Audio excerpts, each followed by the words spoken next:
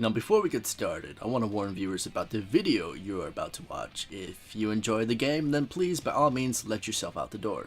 Now if you don't enjoy the game, then let us go over multiple features and factors as to why.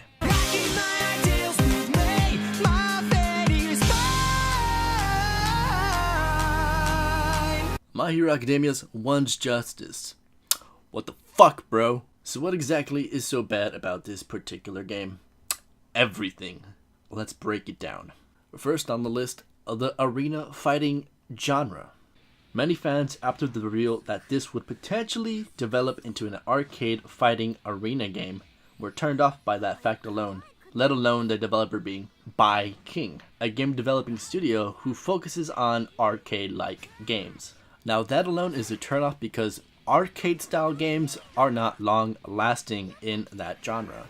Now when it comes to fighting arena games, FAG, they're not particularly long-lasting in the household gaming environment, more attainably to local arcade shop owners. Now sure, there was some potential for this particular anime becoming a FAG instead of the traditional 2D boxed-in fighter game such as Street Fighter, but only if it was developed correctly. Now, this was not the case. The idea by King Studio, a sub-company of Square Enix, had was to make you feel like you were playing the characters in the anime. That way, the FAG genre would make sense as you could roam around the location and make a scene. From that perspective, yes, it makes sense. Now, did they develop the game enough to make up for the idea? No. It's floaty as fuck. You kind of feel like a cloud punching air in the wind.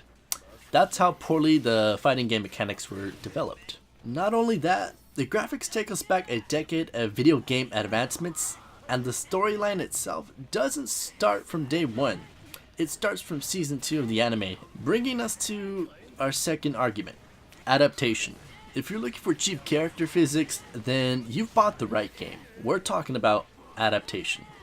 Now, for one of the biggest anime series to hit the Western world, you would think at this time, video game developers would spend a little extra time to make sure the adaptation of this TV show to the video game community would be spot on. And yes, the characters look like they do in the show, but only some. What I mean is, more than half the cast is missing.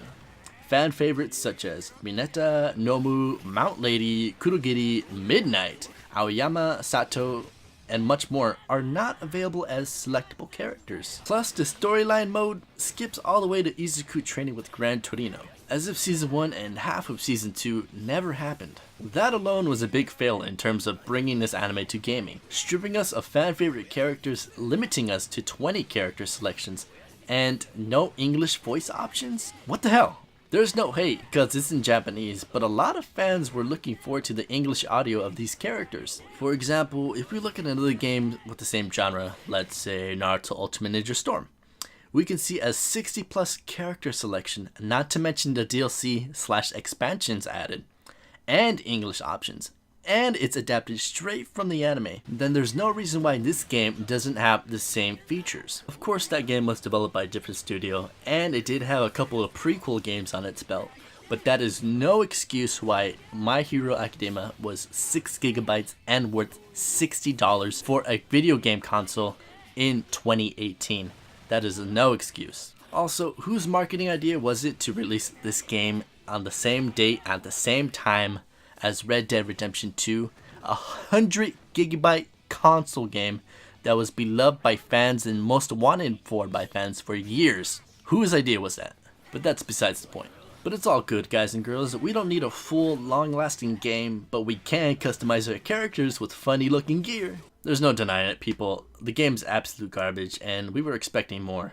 But the hype got us so bad that we fell for it. Scammed. By King Studios really fucked up this game. Now, we can dwell further into the fighting mechanics, cinematics, cheap adaptation production, but there is hope. Because this game did so poorly, there most likely won't be a sequel to this adaptation, but instead a reboot game with a better AAA game company who actually does the game justice. And what I mean by that is a full character selection, high definition character designs, better cutscenes, in-game fighting styles, and clear in-depth adaptation of the anime characters' personal fighting styles and personality.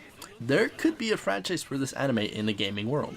Just imagine the studio behind Street Fighter, Injustice 2 Gods Among Us, Naruto Ultimate Ninja Storm, or hell, even Smash Brothers at the helm of this franchise. Oof, fucking crazy just thinking about it. As a huge fan of the show and the manga, I want to see this game done right. It has the audience and the potential of being a great game, but we just need a talented studio with the right vision, because honestly, a grade school child could do better than this. But there you have it, a review of My Hero Academia's One's Justice by a fan, a fighting game lover, and a console player.